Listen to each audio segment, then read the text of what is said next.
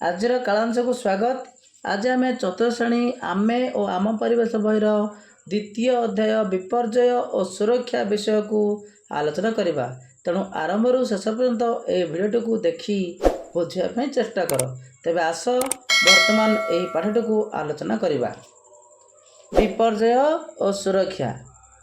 କୌଣସି ଏକ ଅସହାୟ ଗୋଷ୍ଠୀ ଉପରେ ଅଚାନକ ଗୋଟିଏ ବିପଦପୂର୍ଣ୍ଣ ଘଟଣା ଘଟିଲେ ତାହାକୁ ସାଧାରଣ ବିପର୍ଯ୍ୟୟ କୁହାଯାଏ। ଏଠାରେ ପ୍ରଶ୍ନ ଆସିପାରେ, ସାଧାରଣ ବିପର୍ଯ୍ୟୟ କହିଲେ କ'ଣ ବୁଝ? ନା କୌଣସି ଗୋଷ୍ଠୀ ଉପରେ ଅଚାନକ ଗୋଟିଏ ବିପଦପୂର୍ଣ୍ଣ ଘଟଣା ଘଟେ ତାହାକୁ ସାଧାରଣ ବିପର୍ଯ୍ୟୟ କୁହାଯାଏ। ଏହା ଘଟିଲେ ଜୀବନ ଜୀବିକା, ସମ୍ପତ୍ତି, ଭିତ୍ତିଭୂମି ସବୁ ନଷ୍ଟ ହୁଏ ଆଉ ଯୋଗାଯୋଗ ମଧ୍ୟ ବିଚ୍ଛିନ୍ନ ହୁଏ। ପିଲାମାନେ, ଯଦି ଏହିସବୁ ଘଟଣା ଅଚାନକ ହଠାତ୍ ଘଟିଲା ତାହେଲେ ଆମର ଧନ ଜୀବନ ନଷ୍ଟ ହୁଏ। ଆମେ ଶୋଇଥିବା, ହଠାତ୍ ପାଣି ଆସିବ, ପାଣି ଆସି ଆମର ଘର ଦ୍ୱାର ମାଡ଼ିଯିବ, ତାହେଲେ ଆମର ଧନ ଜୀବନ ନଷ୍ଟ ହେବ, ସମ୍ପତ୍ତି ସବୁ ନଷ୍ଟ ହେବ। ତେଣୁ ହଠାତ୍ ଆମେ ଶୋଇଥିବା ଭୂମିକମ୍ପ ଘଟିବ, ଭୂମିକମ୍ପ ହେଲେ ଘର ଆମ ଉପରେ ପଡ଼ିଯିବ, ତେଣୁ ଆମର ଧନ ଜୀବନ ନଷ୍ଟ ହେବ। ସେହିଭଳି ବଜ୍ରପାତ ହେବ, ବଜ୍ରପାତ ହେଲେ ମଧ୍ୟ ଆମର ଧନ ଜୀବନ ନଷ୍ଟ ହେବ। ଏହିଭଳି ଅଚାନକ ଯେଉଁ ଦୁର୍ଘଟଣା ଘଟେ ତାହାକୁ ବିପର୍ଯ୍ୟୟ ବୋଲି କୁହାଯାଏ। ଉପରୋକ୍ତ ଚିତ୍ରରେ ଦର୍ଶାଯାଇଥିବା ବିପର୍ଯ୍ୟୟ ଲୋକମାନଙ୍କୁ କି ପ୍ରକାର ଅସୁବିଧା ହୋଇଥାଏ ତାହା ଲେଖ।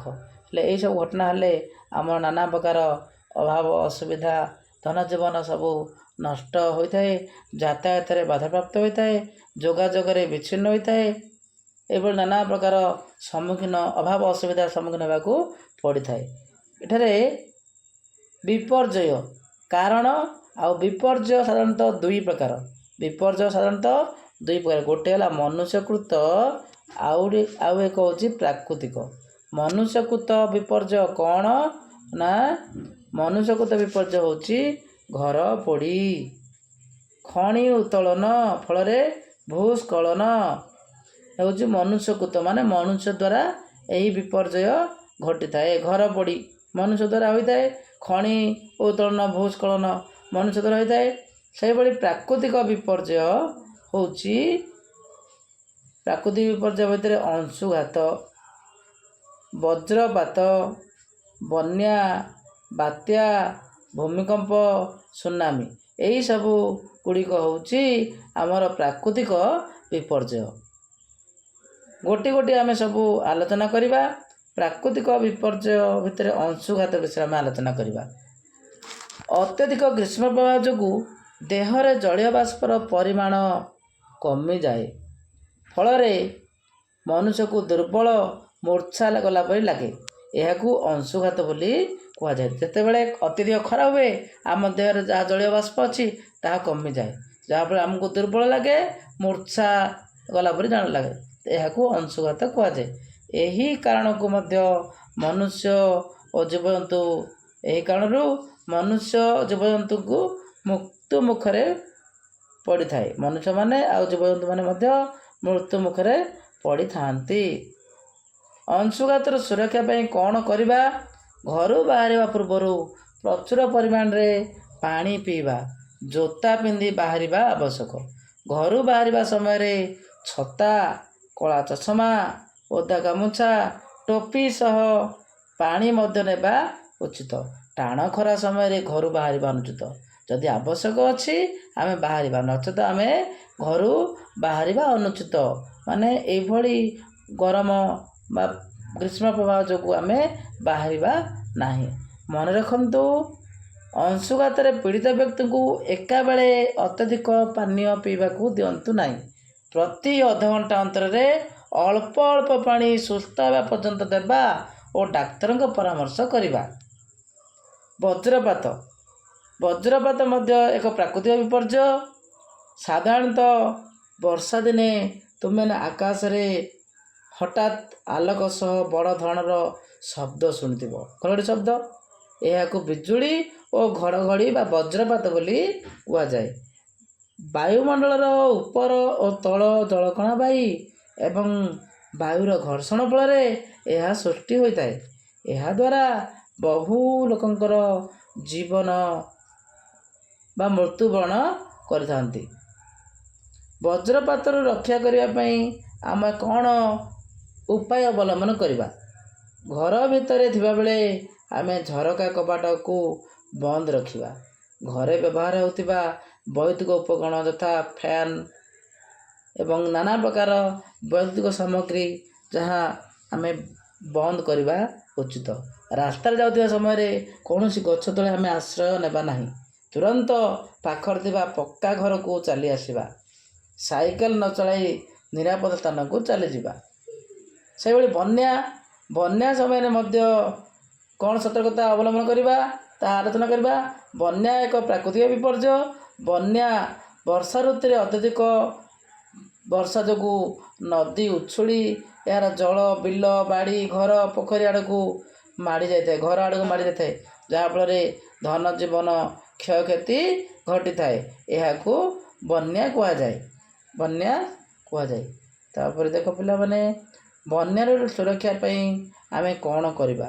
ନିଜ ପରିବାର ସହିତ ମୂଲ୍ୟବାନ ଜିନିଷପତ୍ରକୁ ନେଇ ନିରାପଦ ଆଶ୍ରୟସ୍ଥଳକୁ ଚାଲିଯିବା। ବନ୍ୟା ଜଳରେ ପିଲାମାନେ ଖେଳିବା ଅନୁଚିତ। ଯଥେଷ୍ଟ ପରିମାଣରେ ଖାଦ୍ୟ ପଦାର୍ଥ ସଂଗ୍ରହ କରି ସୁରକ୍ଷିତ ସ୍ଥାନରେ ରଖିବା। ରେଡ଼ିଓ, ଟେଲିଭିଜନ, ଖବରକାଗଜ ଇତ୍ୟାଦି ଗଣମାଧ୍ୟମରେ ପ୍ରଚାର ହେଉଥିବା ବନ୍ୟା ସମ୍ପର୍କିତ ସୂଚନା ପ୍ରତି ଆମେ ସଚେତନ ରହିବା ଉଚିତ। ଜାଣି ରଖ, ଅତ୍ୟଧିକ ବର୍ଷା ଯୋଗୁଁ ବନ୍ୟା ହୋଇଥାଏ, ସ୍ୱଳ୍ପବୃଷ୍ଟି ଯୋଗୁଁ ମରୁଡ଼ି ହୋଇଥାଏ। ଆମେ ଜାଣିଛେ ବେଶୀ ବର୍ଷା ହେଲେ ପୁରା ଜଳମଗ୍ନ ହୋଇଯାଏ, ଚାରିଆଡ଼େ ଜଳ ଭର୍ତ୍ତି ହୋଇଯାଏ, ତାହାକୁ ବନ୍ୟା କୁହାଯାଏ। ଯେତେବେଳେ ବର୍ଷା ଅଭାବ ହୋଇଥାଏ, ବର୍ଷା ଆଦୌ ହୁଏ ନାହିଁ, ସେତେବେଳେ ମରୁଡ଼ି ଅନୁଭୂତ ହୋଇଥାଏ। ବର୍ତ୍ତମାନ ଏହାର ଅଭ୍ୟାସ ପ୍ରଶ୍ନକୁ ଆମେ ଆଲୋଚନା କରିବା। ଧ୍ୟାନ ସହକାରେ ଏହାକୁ ବୁଝିବା ପାଇଁ ଚେଷ୍ଟା କରନ୍ତୁ। ଏଠି ଲେଖା ହେଇଛି, ନିମ୍ନରେ ଯାଇଥିବା ସାରଣୀଟିକୁ ପୂରଣ କର। ପ୍ରାକୃତିକ ବିପର୍ଯ୍ୟୟ, ବଜ୍ରପାତ ବିପର୍ଯ୍ୟୟର କାରଣ, କି ସୁରକ୍ଷା ସାବଧାନତା ଅବଲମ୍ବନ କରିବା ତାହା ଆମେ ଏଠି ଲେଖିବା। ଦେଖ ପିଲାମାନେ, ବଜ୍ରପାତର କାରଣ ହେଉଛି ବାୟୁମଣ୍ଡଳର ଉପର ତଳ ଜଳକଣା ବାହି ଏବଂ ବାୟୁର ଘର୍ଷଣ ଫଳରେ ଏହା ସୃଷ୍ଟି ହୋଇଥାଏ। କ'ଣ ସାବଧାନତା ଅବଲମ୍ବନ କରିବା? ଘର ଭିତରେ ଥିବାବେଳେ ଝରକା କବାଟ ବନ୍ଦ କରିବା। ଘରେ ବ୍ୟବହାର କରୁଥିବା ବୈଦ୍ୟୁତିକ ଉପକରଣକୁ ବନ୍ଦ କରିବା। ତାପରେ ରାସ୍ତାରେ ଯାଉଥିବା ବେଳେ ଗଛ ତଳେ ଆମେ ଆଶ୍ରୟ ନେବା ନାହିଁ। ତାପରେ ଅଂଶୁଘାତ ବିପର୍ଯ୍ୟୟର କାରଣ ହେଉଛି ଅତ୍ୟଧିକ ଗ୍ରୀଷ୍ମ ପ୍ରବାହ ଯୋଗୁଁ ଦେହରେ ଜଳୀୟ ବାଷ୍ପର ପରିମାଣ କମିଲେ ଅଂଶୁଘାତ ହୁଏ। ଏହାର ସାବଧାନତା କ'ଣ? ନା ଘରୁ ବାହାରିବା ପୂର୍ବରୁ ପ୍ରଚୁର ପାଣି ପିଇବା ଉଚିତ।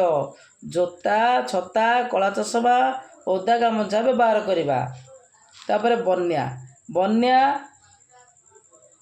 ବର୍ଷା ଋତୁରେ ଅତ୍ୟଧିକ ବର୍ଷା ଯୋଗୁଁ ବନ୍ୟା ହୁଏ। ଏହାର ସାବଧାନତା କ'ଣ ଅବଲମ୍ବନ କରିବା? ମୂଲ୍ୟବାନ ଜିନିଷ ନେଇ ନିରାପଦ ସ୍ଥାନକୁ ଯିବା। ଖାଦ୍ୟ ପଦାର୍ଥ ସଂଗ୍ରହ କରି ସୁରକ୍ଷିତ ସ୍ଥାନରେ ରଖିବା। ରେଡ଼ିଓ, ଟେଲିଭିଜନ ଖବରକୁ ଦେଖି ସଚେତନ ହେବା। ଏହା ହେଉଛି ଆମର 1 ନମ୍ବର ପ୍ରଶ୍ନର ଉତ୍ତର। ତାପରେ 2 ନମ୍ବର ଦେଖ, ଚିତ୍ରଟିକୁ ଦେଖି ପ୍ରଶ୍ନ ଉତ୍ତର ଦିଅ। ଏହା କାହାର ଚିତ୍ର? ଏହି ଚିତ୍ରଟି ହେଉଛି ବଜ୍ରପାତର ଚିତ୍ର। ଏହି ଚିତ୍ରଟି କେଉଁ ବିପର୍ଯ୍ୟୟକୁ ସୂଚାଉଛି? ଏହି ଚିତ୍ରଟି ବଜ୍ରପାତକୁ ସୂଚାଉଛି। ଖ, ଏହି ବିପର୍ଯ୍ୟୟ ଫଳରେ ତୁମର କି ଅସୁବିଧା ହୋଇଥାଏ? ଏହି ବିପର୍ଯ୍ୟୟ ହେବା ଫଳରେ ମନୁଷ୍ୟ, ପଶୁପକ୍ଷୀ ମୃତ୍ୟୁ ମୁଖରେ ପଡ଼ନ୍ତି। ବହୁ ଲୋକଙ୍କର ଜୀବନ ହାନି ଘଟିଥାଏ। ତେଣୁ ଏହା ଏକ ପ୍ରାକୃତିକ ବିପର୍ଯ୍ୟୟ। ଏହିଭଳି ବିପର୍ଯ୍ୟୟ ଘଟି ବହୁ ଲୋକଙ୍କର ଧନ ଜୀବନ ହାନି ଘଟିଥାଏ। ଆଶା କରୁଛି ଏହି ଭିଡ଼ିଓଟି ଭଲ ଲାଗିଥିବ ଏବଂ ଏହାକୁ ଭଲ ଭାବରେ ମନ ଦେଇ ବୁଝି ତାକୁ ଆମେ ନିଜ ଖାତାରେ ଅଭ୍ୟାସ କରିବା।